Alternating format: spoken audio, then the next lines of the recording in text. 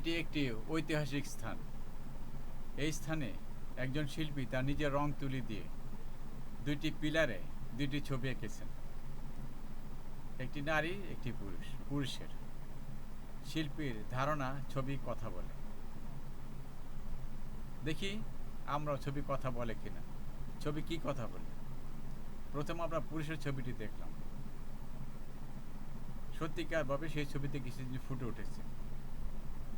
সেখানে ছবিতে বেশি উঠেছে যেই পুরুষের ছবি, সেই পুরুষের মধ্যে ফুটে এসেছে স্বাধীন চেতা, নির্ভীকতা, আপোষহীন, অত্যন্ত দৃঢ় মনের মানুষ।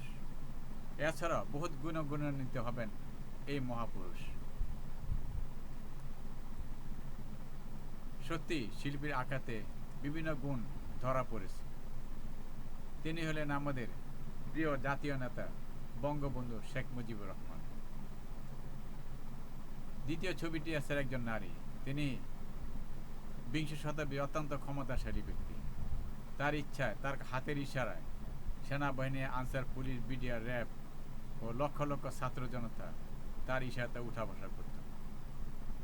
তার শাসনামলে তিনি ক্ষমতার লোভে এতই অন্ধ হয়ে গিয়েছিলেন যে শত শত গুণ, হত্যা আর নির্যাতন বিরোধী দলের প্রতি করেছেন।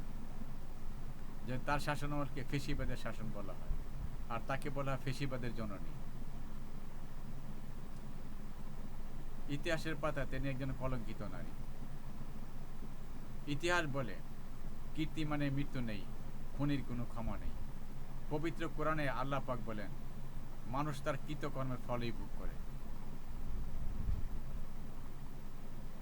আল্লাহ পাক আমাদেরকে সময় থাকতে সঠিক পথে চলার ক্ষমতা দান করেন। আমিন।